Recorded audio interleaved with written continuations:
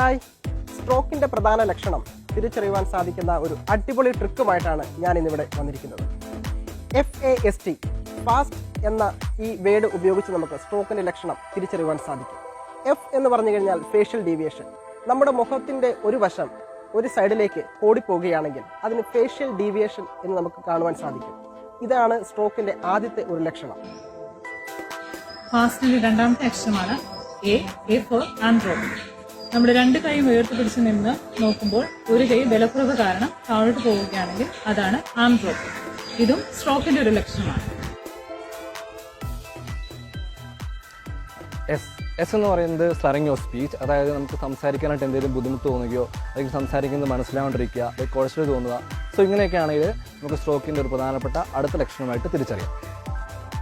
T for time. പറഞ്ഞ 3 ലക്ഷണങ്ങളും ഉണ്ടെങ്കിൽ ഒട്ടും താമസിക്കേണ്ട, അടുത്തുള്ള ആശുപത്രിയിൽ ചെന്ന് ചികിത്സ നേടുക. അപ്പോൾ മറക്കേണ്ട, ഫാസ്റ്റ് FAST.